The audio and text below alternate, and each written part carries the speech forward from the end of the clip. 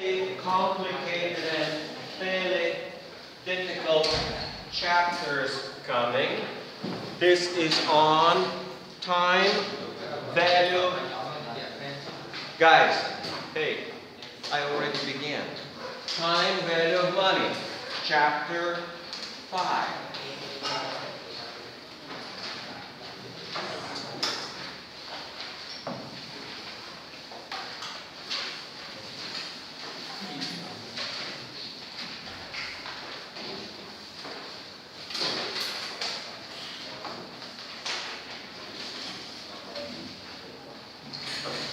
First step is explain timeline.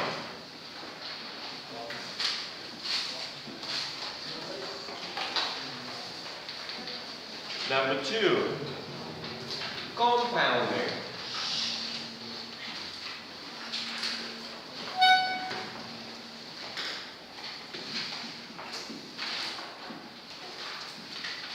Three, discounting. And 4,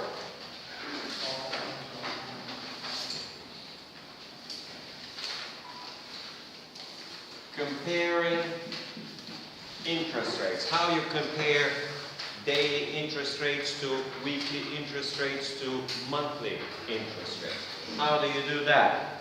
All right, so section number 1.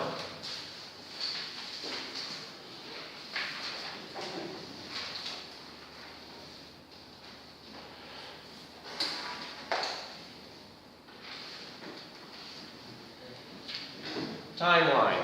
Timeline is a visual tool. It helps you see and it helps you understand. And timeline is something actually amazingly simple. We teach this even high school kids. You take the beginning, time 0, and then this is just time. And this is, let's say, year 1, year 2, year 3, year 4, year 5. Nothing really special. Sometimes, well, we will usually say time period.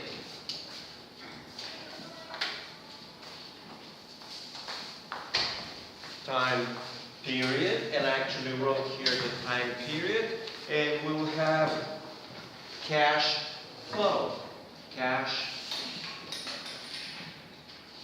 flow. Sometimes we write the cash flow up top, sometimes we write it at the bottom.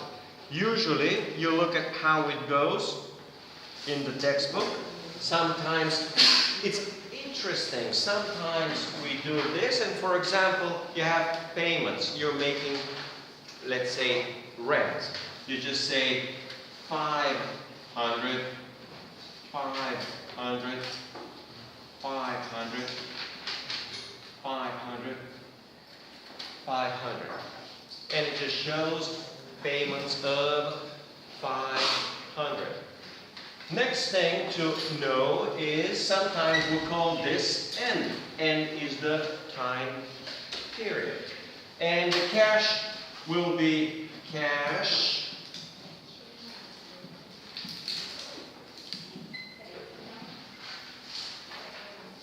outflow and cash inflow. The cash outflow we mark with a plus sign. And the cash, my mistake, guys. Outflow is a minus sign. And the inflow is a plus sign. So, positive number means cash coming in. Negative number means cash going out. Now, open on page 145. They have a picture which actually looks similar but opposite. They got here the 0, which is period at the top. 1, 2, 3. And then they have at the bottom the cash cash flow is minus 40,000. Then in period 1 there is no cash flow, and then 20,000 and whatever. 0, number 4 is 40,000. Sometimes this initial number in period 0, if it's a negative number, we call investment.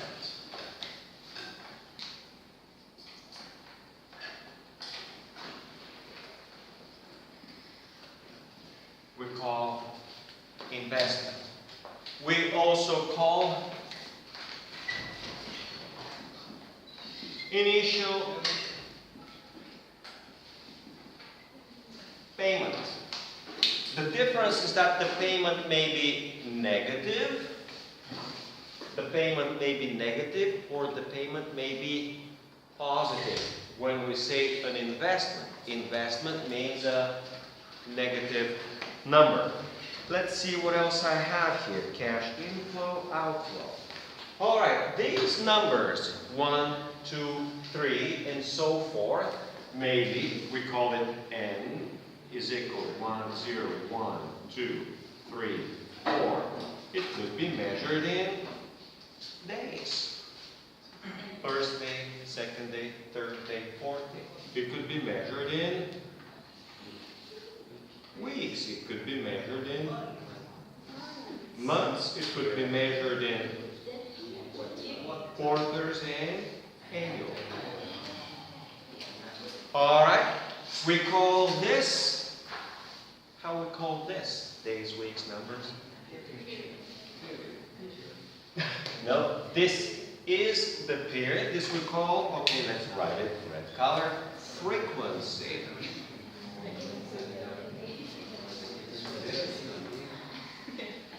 Frequency tells you how often something repeats.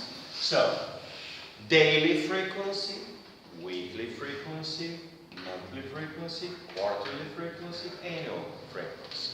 Alright, so this is frequency of data or frequency of payment. So I'm making monthly rental payments. For me, the payment is a negative cash outflow, and with a number.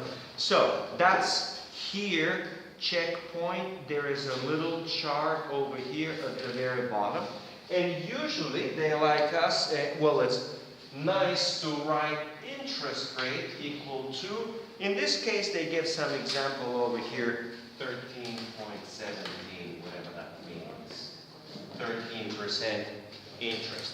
So, when you have a timeline, now we go back to the components of a timeline.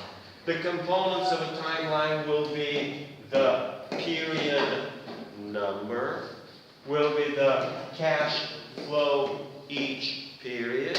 Positive number means inflow, negative number means outflow. The interest rate, and sometimes you can just write extra daily or weekly or monthly. This just helps you understand and see what the data looks like. Let's see what else we have here. Well, that's section 1. All right, now we go through section 2. Compounding.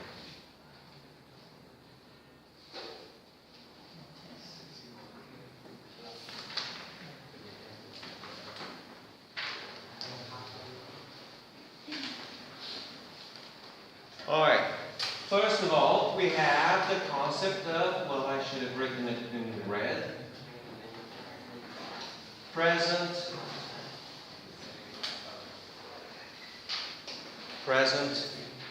value. And the concept of future.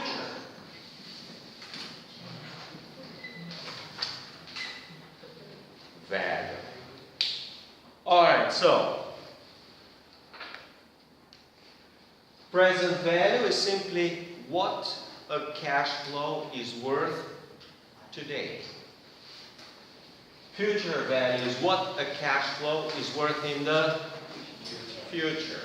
The future may be 1 week in the future, 1 month in the future, 3 years into the future, 20 years into the future. Okay, future value will refer to some future time.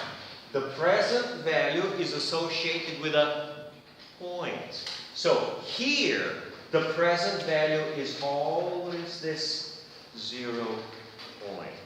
Next, the future value is associated again with a point.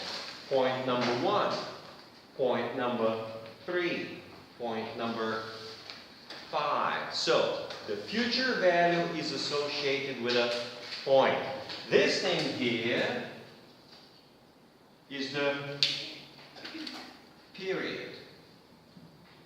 So, period is confusing. Period is confusing. Period can refer to length of time, and can represent the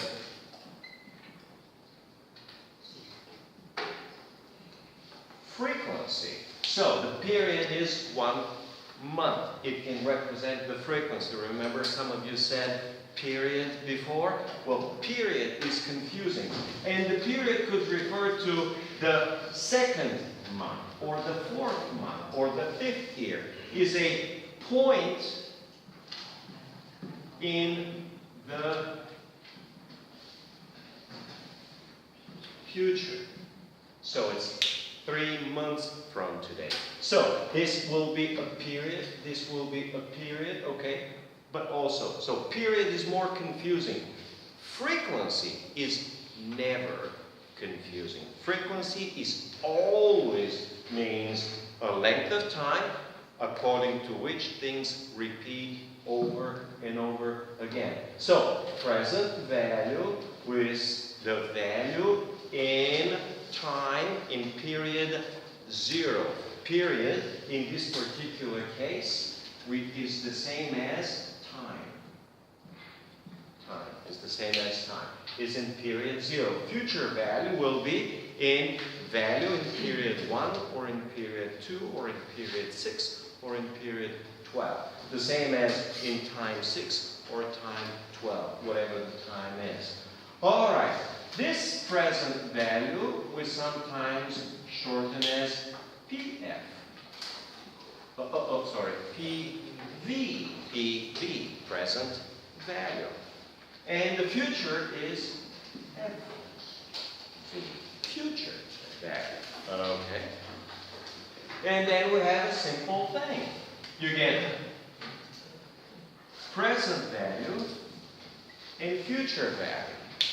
Now, notice, calculating from present value to future value is called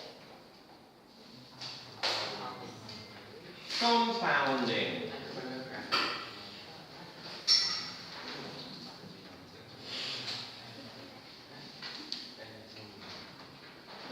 Alright, guys? Compounding is the process of calculating, correctly converting present value to future value. That's called compounding. When I ask you to compound, it simply means you calculate a future value from present value. The opposite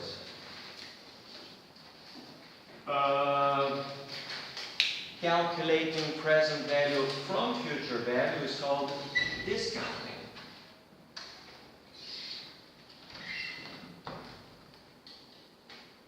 Discounting. Alright, it's just a process, it's a calculation.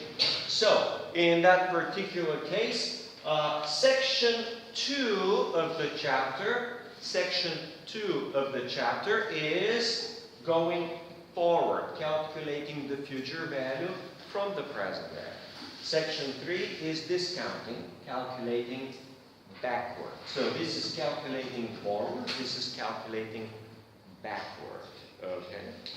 So that's what it is. Next one comes with interest. Interest.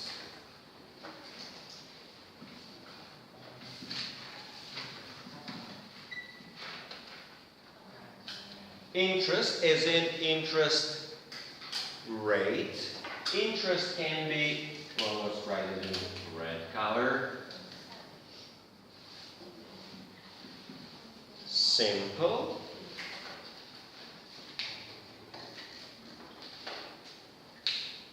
And interest can be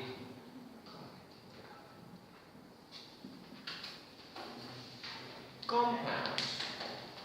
And I'll just say compound and then begin to explain. Compound simply means interest on interest.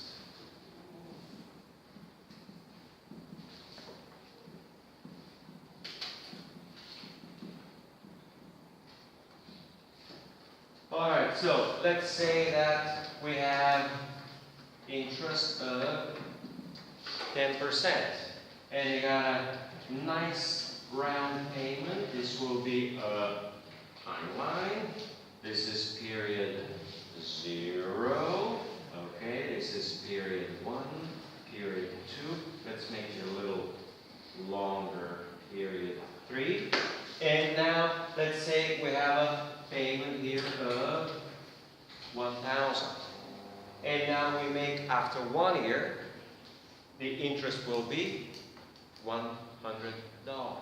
So, if we have simple interest, will be just $1,100. You add $100 on the principal.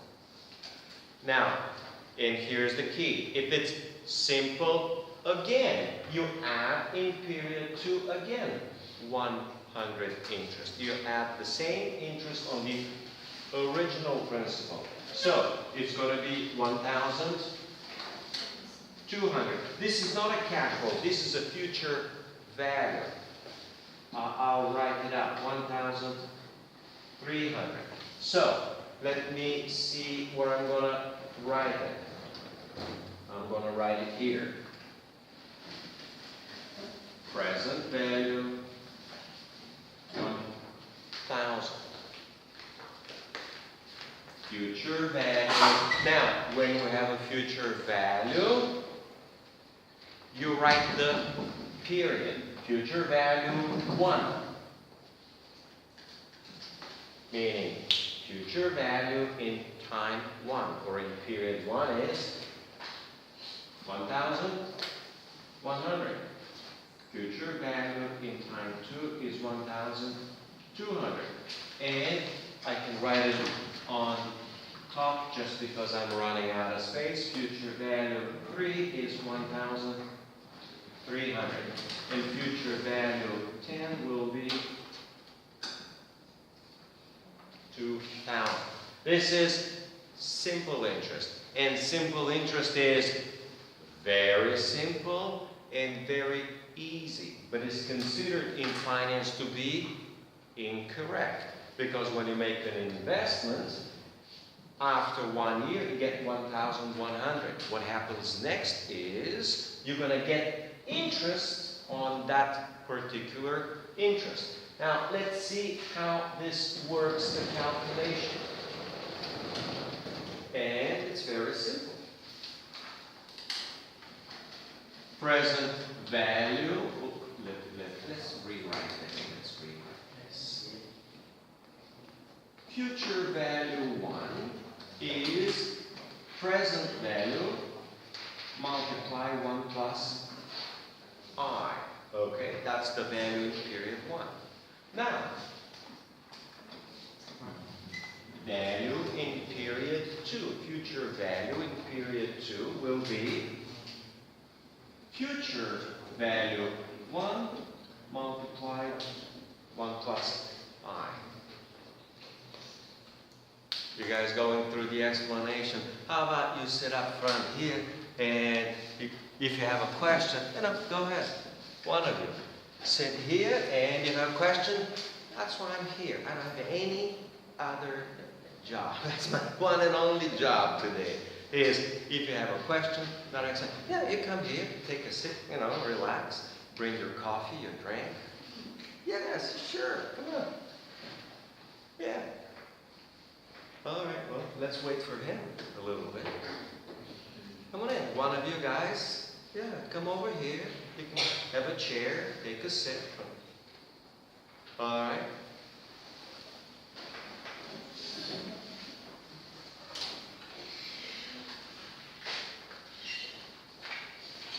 Now, let's first get to a question. To have a question. That's what I'm doing all day. Well, for the next 2 hours at least. Any question here? Which one? No question. All right, so future value 1 simply means that in period 2, you take the money in period 1 and you earn interest on it. Okay, 1 plus I is earning interest on it. Then, future value 2, well, take this one because that table might be shaking there. Use this table and move a little bit. All right. So, future value 3. Future value 3 will equal to future value 2, meaning the previous period, and then you add 1 plus I interest on it. Okay. And then future value 4 will equal to future value 3 times 1 plus I. And we can go how many times? How many times do we go like this? Well, we go n times. Future value of n equals to future value of n minus 1 times 1 plus I. And now what we do is to do a nice clean math, we just multiply. We draw the line and you multiply these on this side. Future value 1 times future value 2, future value 1 times future value 2 times future value 3 times dot dot dot, future value n. Well, what happens over here? Again, present value times future value 1, future value 2, future value 3, future value 2 times dot dot dot, future value n minus 1. So, copy these on this side, copy these on this side, and now 1 plus I, 1 plus I, 1 plus I. When you multiply, you get 1 plus I to the power of n. And now it's a simple cancellation. Future value, let's see, 1 cancels with 1. 2 cancels with 2. 3 cancels with 3. Okay? N minus 1 cancels with n minus 1. What we got is future value of n equals present value times 1 plus I to the power of n. So, if it's 2 periods, you say 1 plus I. I is the interest rate. So, if interest rate is 2%, let's try and do like this. Say, example, future value 2 will be present value. 1,000 times 1 plus 0.1 to the power of 2. Future value 3 will be 1,000, 1.1 to the power of 3. Future value n is 1,000, 1.1 to the power of n. And it's that simple. Okay? You got Excel to do this for you. You got calculator or financial calculator to do this for you. Let's see what else I got here and see then if you have a question. So, present, future, okay. This part here is calculating interest on interest and represents compound interest.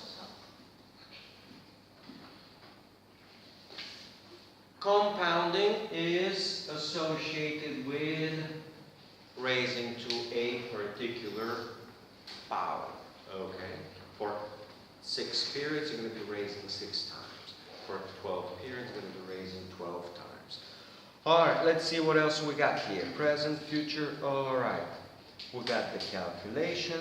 So,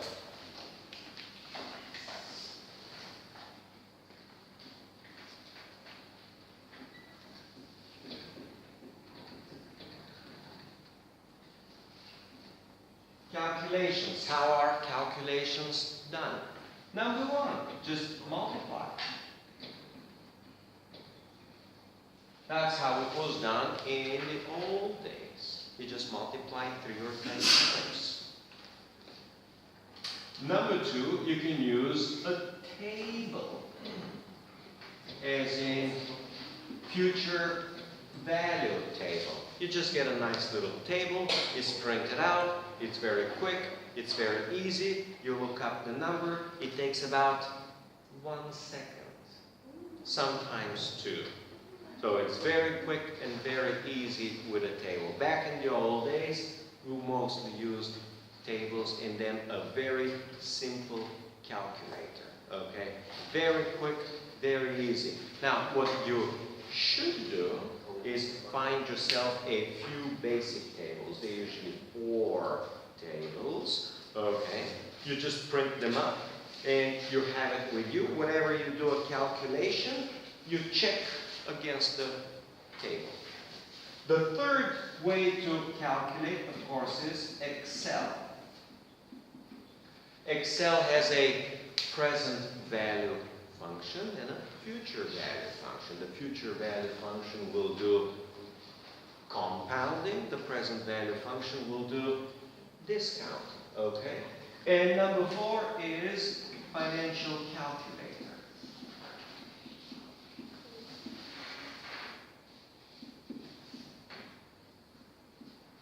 Now, ideally, you should learn all of these 3. And now you have also financial calculator on the web, meaning a web version of a financial calculator. Now, here for this course, well, at least that's the departments in university requirements, is you're required to have and learn a financial calculator. But financial calculator is actually easy, very easy. Now, I cannot teach you how to do your financial calculator because there are different brand names and different models. All you need to do is when you have your financial calculator is you need the instructions of how to punch in the numbers. All the instructions will do is say, well, what is the present value, then what is the interest rate, how many periods, and then say calculate the future value. You need to know how to punch your numbers. Most of them work the same way, and I'll show you next time with the exercises how I do it on my calculator. But you need a little booklet, instructor's manual, or you need somebody else to show you how you can use your financial calculator, which will be different from mine, which will be different from somebody else's. Now, there's a chance that most of you will buy the same type of calculator, and they're usually HP and Casio. I have a Casio. I've been using Casio for a long time. I've never used HP. So you need to see how HP works. Now, these days, it's very easy. It's called, surprise, YouTube. You go say financial calculator, you know how to use HP. You type it on YouTube, and YouTube will show you a guy who's going to come with his HP. He'll punch the number for you, he'll explain, and again, it takes just a minute or two. So, with financial calculators, things can get very easy and very quick, just as well, okay? Especially for more complicated stuff, which we'll be studying next, 2 weeks from now, with the other chapter that we have there. So, Excel is nice to have for the simple reason that you can always double check. You always have the cell put in there. You just plug in, instead of the one number, you plug in the other number. Again, Excel for these calculations also takes about 1 second or 2 seconds if you know how to do it. And maybe I'll show you. With Excel, it's very quick and very easy. For a while, when I was teaching an MBA course, we used only Excel. They did have calculators in Thailand, didn't bother to buy. Excel was working fine for them, it was working fine for me. So Excel is also an option to use. And for every one, they have a function, a built-in function, or just say future value of whatever they are. Again, very quick, very easy, it takes just a few minutes to learn. It's mostly understanding the concepts here and here. All right. The future value interest factor. Okay, let's do this. This 1 plus I n has a name. This has a name. Okay, I can actually do like this. It's called future value. Future value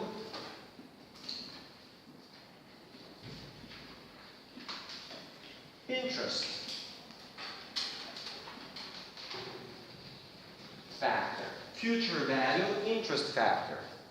Now, I have seen it, remember it from a long time ago. They just called it compound factor.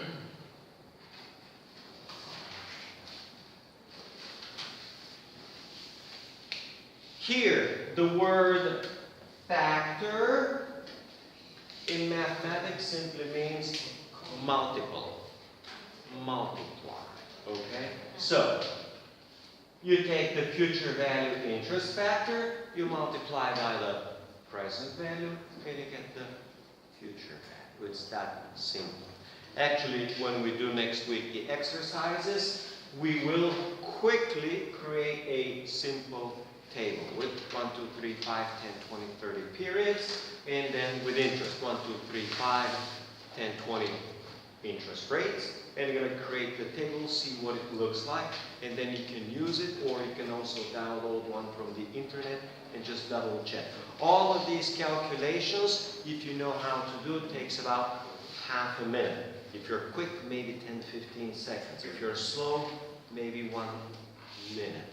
So, actually, for the exam, you may have a lot of problems to solve, and basically 10 problems, if you're good, should take about, let's say, 15 minutes. It's not a big deal to solve these problems.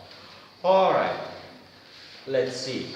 We call these time value of money tables. These are called, that's on page 147, time value of money, that's the name of the chapter, time value of money tables. And time value of money tables are 4 different types. In this chapter, we'll study the future value and the present value of a payment, and then we'll discuss annuities next time.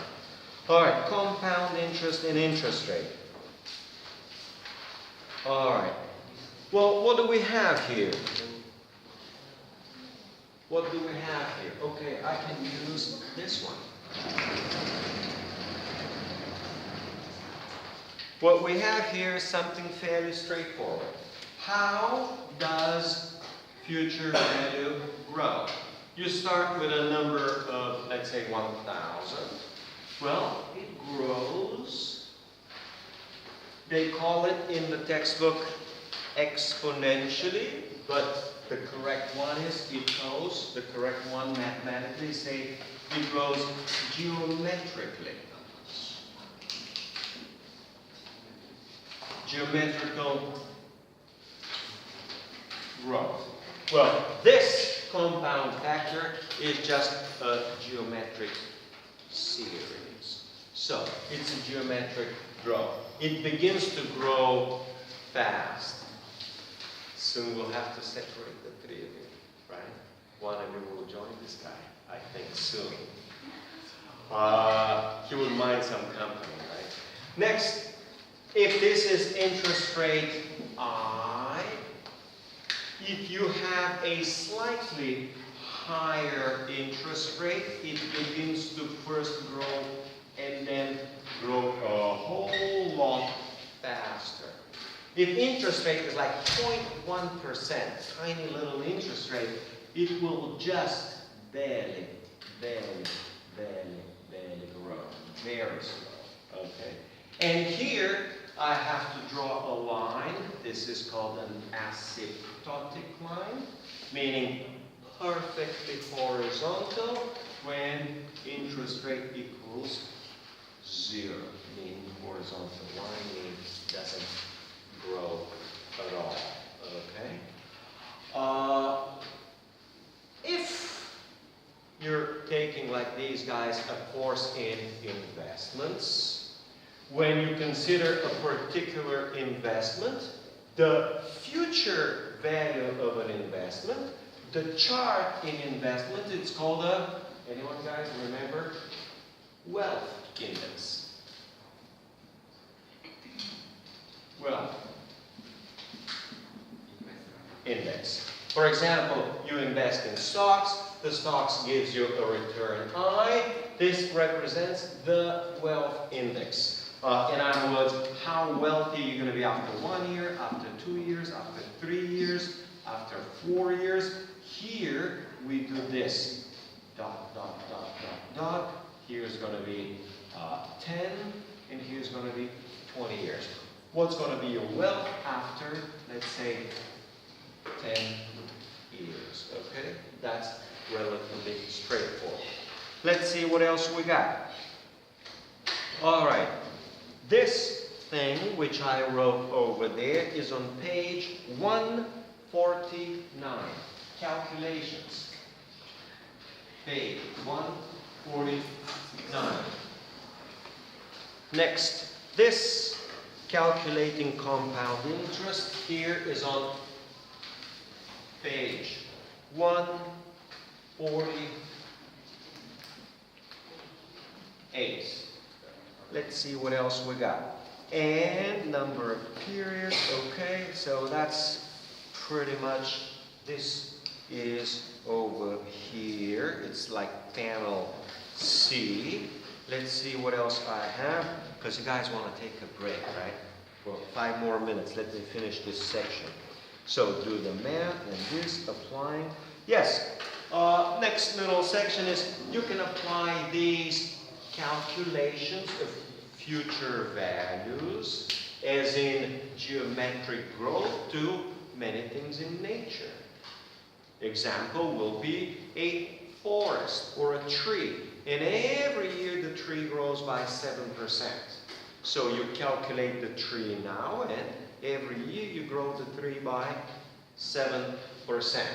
It applies especially to bacteria, whether the bacteria is in your stomach, in your mouth, or anywhere else in nature, in a lake, it applies. It applies, let's say, for fish growing in a lake when there are only few fish, okay? So, it applies in nature in many ways where things grow, at least for a while, geometrically. Maybe in nature nothing grows forever geometrically, but for a while they get to grow geometrically. So, there are many applications in nature. Alright, and the next section over here, page 150. Page 150, that's subsection 3, is shorter periods. shorter periods. Let's see what we got with the shorter periods. Maybe you compound once a week. Sometimes with bonds, payments are paid twice a week. So you may have 6 months. And now here's the key. The question is, how is interest rate stated? So they can say, oh, interest rate is 12%. And when they tell you it's 12%, you think it's 12%.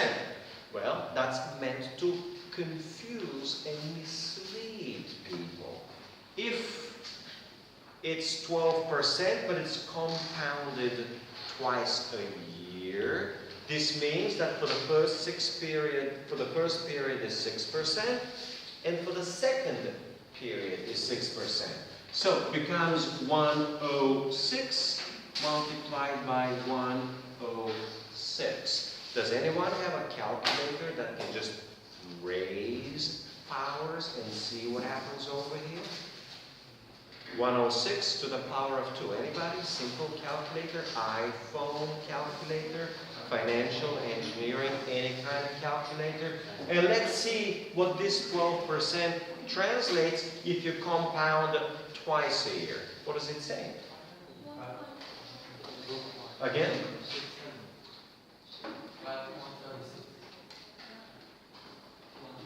What's 1236? Okay, well, that sounds right. 1236. So.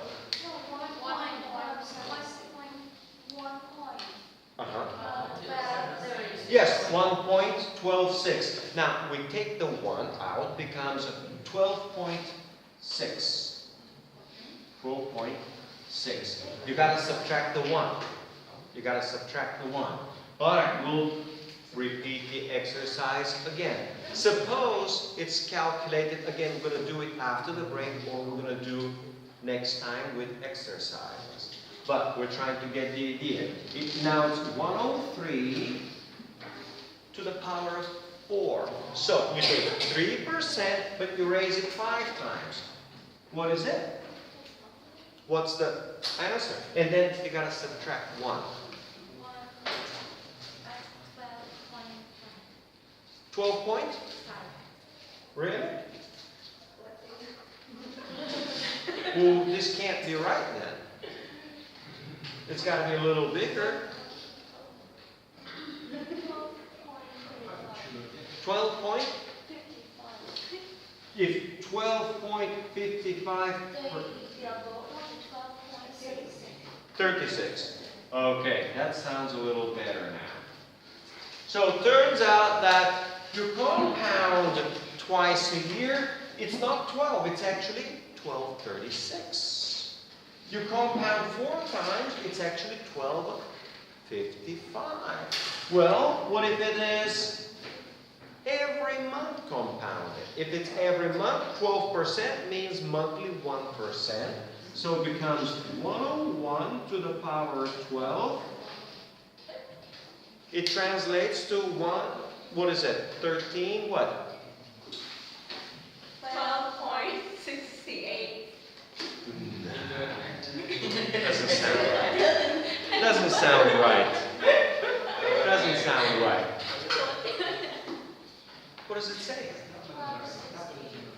1268? Okay, well, all right. 1260. Okay, so the point is this: as you have the same interest rate, but you compound more frequently, this one becomes like, let's write it out, effective interest rate. And we're going to study more. Effective. The effective, the true interest rate is higher. Okay, so that's an important consideration. You always need to ask what is the annual interest rate and then how many times it's compounded. So here we say if this is annual interest rate, it's compounded annually. This one is compounded semi-annually. This one is compounded quarterly, and this one is compounded monthly. Again, it's confusing now, but when you solve 50 problems, should be very easy. Okay. And lucky me, lucky you. Take a break, section finish.